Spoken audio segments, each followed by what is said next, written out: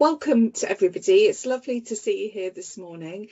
We've got a session this morning that's hosted under the Practice Education Learning Partnership. My name is Ros Draper. I work for Bournemouth University. We work in a teaching partnership as part of the Practice Education Learning Partnership with BCP Council, with Dorset Council and Wiltshire Council. So today we've got BCP hosting the event and Melissa Tettenborn, who's come to present for us this morning around smart planning with learning. So I'm going to hand over to Melissa here. Hello, morning all. As Ross said, my name is Melissa Tettenborn. I do know a lot of you on the call, but not all of you. So by way of introduction, I am the Workforce Development Manager across Children and Adult Services in BCP Council. So just by way of a bit more detail about this session, what to expect. When we say smart planning, we're using this in its broadest context. So there is obviously a lot of smart planning to do with professional development plans and the ASYE programme. So those of you that are practice educators for that programme will be very familiar with smart planning, but it is central to effective learning development across all programmes. So from entry level to ASYE and then wider career pathways as well. So if you're a manager and you're involved in end of year reviews and appraisals, or any formative assessment processes like supervision or observations, then smart planning can be applied. So that's what's going to be delivered today. There's a lot of acronyms, and one of the acronyms is PDP. So I just thought I'd pick it up that if I do use the initials PDP, it does stand for Professional Development Plan or Personal Development Plan. They are slightly different, but they're used interchangeably throughout this presentation. And I'm just going to use PDP at times by way of a shortcut. So that's what PDP stands for. It's worth noting that there was has been recent ASYE moderation, which has highlighted concerns about the quality of the ASYE PDP quality. There you go, there's ASYE and PDP in one sentence, lots of acronyms. And that includes objectives that are too broad, not measurable, or recorded as ongoing without clear outcomes. So this session emphasises that smart planning is not about adding more paperwork, but about strengthening learning, building confidence and supporting fair and consistent assessment. And we had planned for this session a while ago, and helpfully in the interim, Skills for Care have run a webinar about smart planning, which was very timely. So I've included some of those key slides and insights as part of this presentation as well, so you'll see those. Okay, so what are the learning outcomes we're going to get from this session? So we're going to explain why weak objectives undermine learning and assessment, drawing on moderation, feedback and practice examples. We're going to identify common problems in PDP objectives, so vague language, things like ongoing that appear on them, and overloaded plans, so too many objectives that are not achievable. Apply SMART principles to rewrite broad or generic objectives into focused, achievable PDP goals. Translate feedback from observations, supervision or reviews into SMART PDP objectives. And support learners, students, ASYEs, etc., to use PDPs as live developmental tools rather than compliance documents. So they're not you do them once and then you don't look at them. They're actually as I say, live documents, live instruments that people can be using to support their development. Okay, so just a brief recap. I think we probably all are familiar with the term SMART, but just in the moment, if you're thinking, do you know what, I can't remember what those initials mean, then I just thought I'd quickly go through it. So what do we mean by smart planning? So the S is specific, then it's measurable, achievable, relevant and time-bound. So some deviations from this include realistic instead of relevant, and that says time-based actually, but time-bound instead of time-based. Essentially, they mean the same thing. So when we're talking about SMART, that's what it means. And then in the next few slides, we'll look at this from a practice educator perspective. Okay, so what do we mean in terms of smart planning around making plans specific? So as a practice educator, you'll help the learner to consider exactly what they want to develop or improve, what success will look like in their role, and what resources, opportunities or support will help them to achieve this. And there is a tool that I'll be sharing shortly which have some coaching questions around how you can actually get this information from the learner.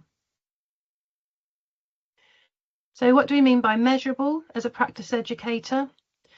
You will guide the learner to define clear indicators of success, consider what evidence will demonstrate achievement. So I mean, for example, observations or feedback, work products, that sort of thing, and understand how progress will be monitored. For achievable, how are we going to ensure that the learner's goal is appropriately challenged but realistic? As a practice educator, we're going to reflect with them on the current capability and their learning needs, identify potential barriers and how these can be addressed, and break the goal down into achievable steps. As a rule of thumb, if you can't measure something, if you can't put an end goal on it, then it's probably too broad. So you need to dig down a bit more to make it a bit more specific, and then it can be measured. So in terms of the relevancy, encourage the learner to connect to their goal, to connect their goal to their role and professional standards. And as a practice educator, help the learner to ensure the goal aligns with their learning outcomes or practice requirements, and they will vary, of course. And consider how the goal supports safe and effective practice.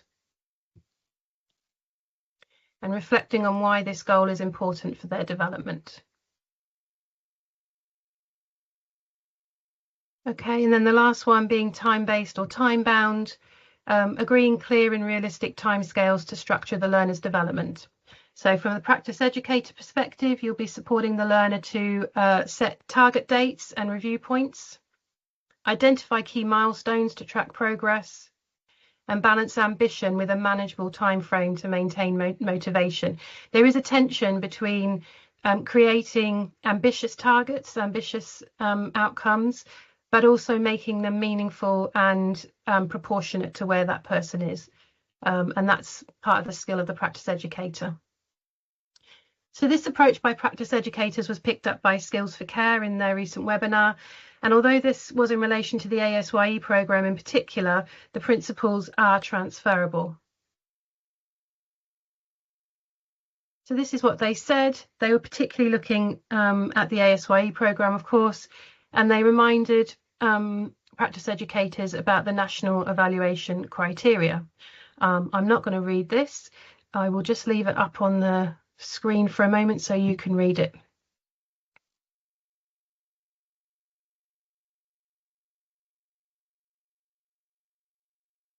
It's just a reminder that it is a mandatory process, that it is part of the ASYE programme, and it does need to be a structured plan. So hopefully this session will help. Okay, and this is a reminder for the ASYE programme, what the components of that programme say. And again, I'm not going to read this out word for word, I'll just leave it up and you can have a look at it.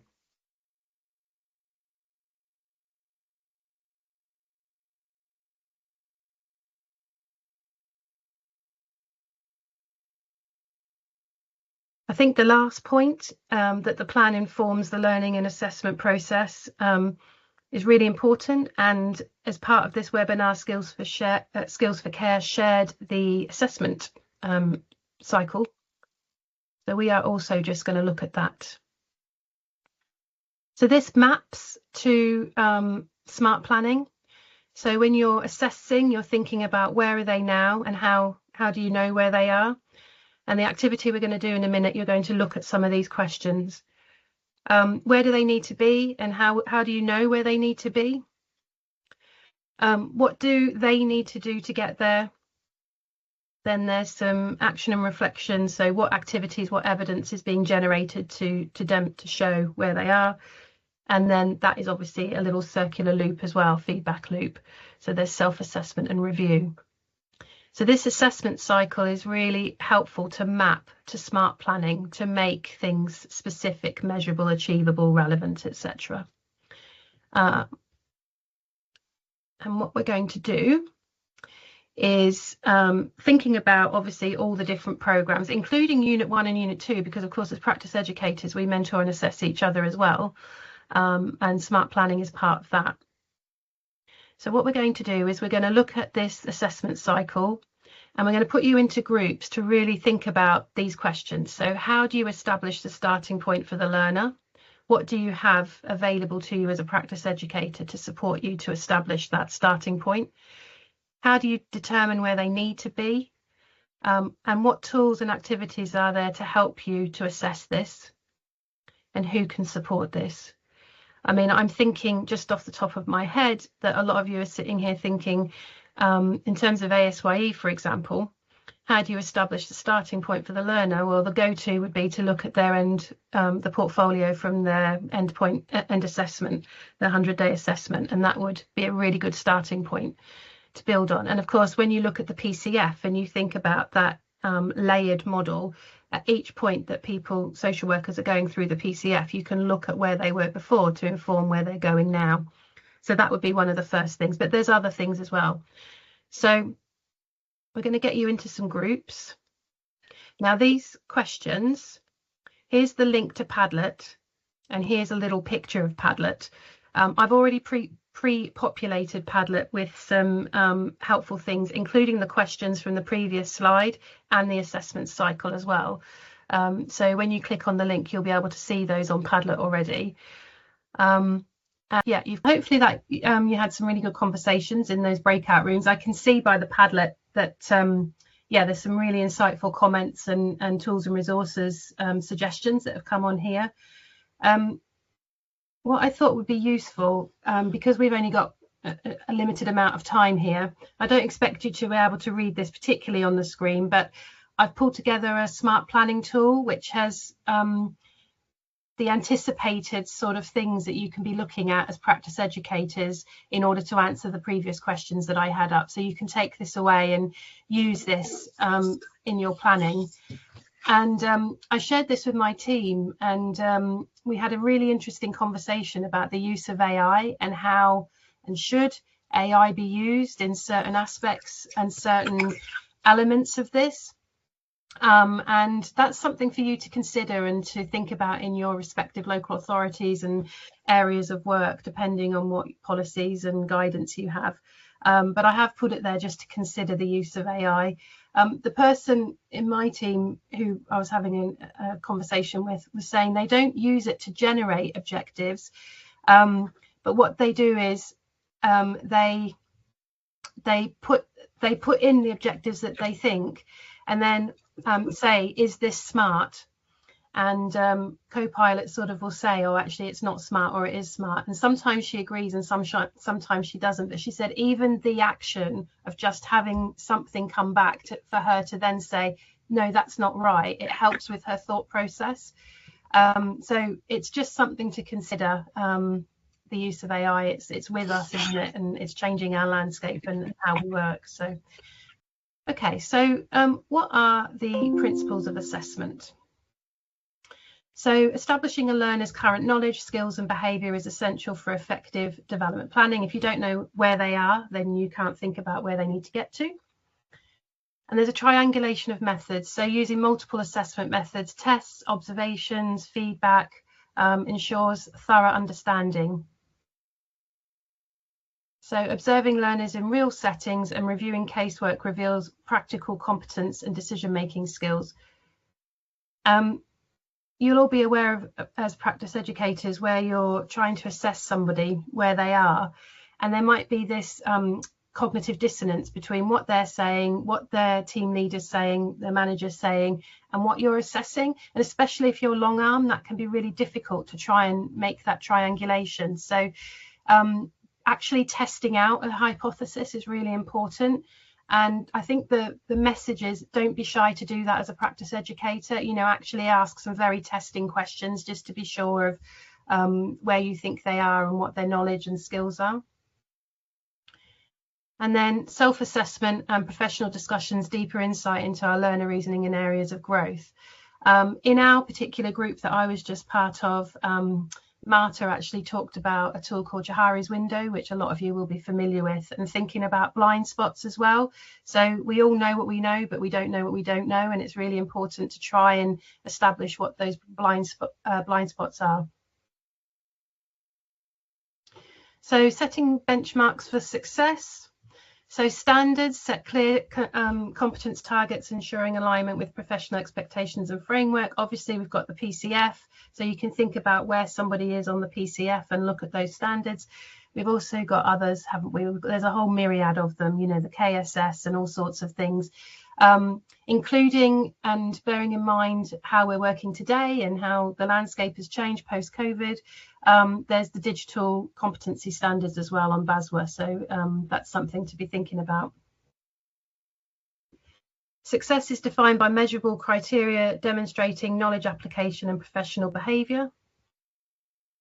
And clear benchmarks motivate learners to ensure fairness and transparency in performance evaluation.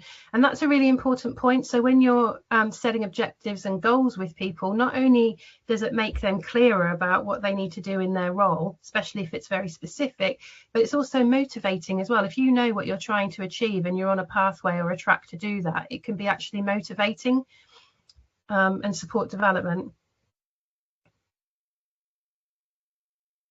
So structured development planning, so design a clear plan, bridging learners' current position to required standards with target actions and support. So a lot of the programs, especially ASYE, has a very detailed plan about how to do that. We're going to look at that shortly. But if there isn't one, you can design one using the SMART principles. Select learning methods like coaching, shadowing, and on-the-job based and learner style and role context. Effective plans guide learner and educator, ensuring clarity, accountability, and meaningful development and progression. And then making it practice-based. So learners translate theory into practice through hands-on activities like training and real-work tasks. Ongoing assessments provide real-time feedback, supporting continuous improvement and skills refinement. And regular check-ins ensure learners stay on track and receive tailored support as needed, which also builds confidence and competence. So I said this already, and I know in the group that I was just in, there was a conversation about how to set that objective and how to make it smart.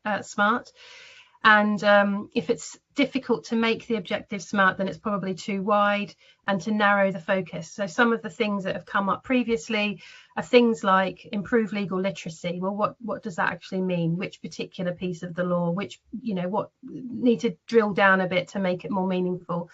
Understand safeguarding. Again, which particular aspect of safeguarding? And increase confidence. All of these, going back to how you're measuring these things, all of these will depend on the learner's role and where they're based, what local authority they're in, are they in children's services or adult services. So all of that information will go in to make the objective more specific. And yeah, that's the sort of the main takeaway, I think, that if something's too broad, then you need to drill down and make it more specific. Okay, so the other thing I just thought would be useful to think about is scaffolding. So lots of people talk about scaffolding learners, and some people will be more familiar with that than others. So I thought it'd be useful, if you haven't come across this, or if you have, to extend your knowledge around it, about what scaffolding is and how it can help learners develop. There's two things I'm going to talk about here. One is formative assessment and one is summative assessment. And just if you're not familiar, formative assessment is assessment as you go. So it's all of those things that you're sort of assessing at certain points across the program. So for ASYE, it's the review points, and it's also observation and supervision and all those things. You're doing the formative assessment where they are at a certain point, and then reviewing where they need to be at the end of the program. And then the summative assessment is literally the sum of the formative assessment. So at the end of a program, you're doing the overall assessment, the overall. So for example, for an apprentice, it's the endpoint assessment would be the summative assessment. And then the ASYE is coming off program and then into their second consolidation year. So just I just thought I'd recap on that if you're not familiar with those terms. So scaffolding comes from Vygotsky and zone of optimal development. Some of you will have heard of this and some of you won't have, and if you haven't, then just Google it. There's lots of information on there, very easily accessible things. It's used quite often in industry now, not just in education. So yeah, if you haven't heard of it, don't worry, but I put it in there for those of you that have. Basically what it is learning is supported first, then independence is developed. Learners initially rely on more experienced others, so educators, practice educators or peers, and then with support, gradually reducing, the confidence and competency increasing. That's the plan. that's the plan and what we're trying to get to as practice educators. It makes common sense, we know this, but it's sort of an up-down sort of bell curve that people tend to, learners, as they go through the process of building their confidence and competence, can also feel very de-skilled and come out of their comfort zone. And so that in itself is a process. So you often go into a loss of confidence and de-skilling before you can actually increase it again. And that's part of the role of the practice educator, to remember that when you feel like 3 months actually everything's gone a bit haywire, and actually we just need to give them more time to sort of develop those skills and increase their confidence. Scaffolding is embedded across the whole learning journey. So it begins at induction, so there's strong foundations, hopefully, and then through the course design and learning activities, assessment is supported by progression. So again, if we use the ASYE, you've got your 3 month, your initial review, your 3 month, your 6 months, potential 9 month, and then your end review as well. So there's some sort of scaffolding points along the way. It's both planned and responsive, so things happen in between those times. I'm using ASYE, but it's transferable to any developmental program. But thinking about the ASYE, we know that life happens, things happen that you have to, respond to, and thinking about Sean as well. So the in-action and on-action reflection as well comes in here. So there's macro scaffolding, so scaffolding that's learning, design and sequencing. And then there's micro scaffolding as well, which is real-time support. Again, it sort of links very well to Sean. So you might be having a supervision where you're reflecting on action in action on that moment, and then the later sort of the reviews, the much more planned times, then you'll be doing some macro scaffolding. Scaffolding supports learning without removing independence.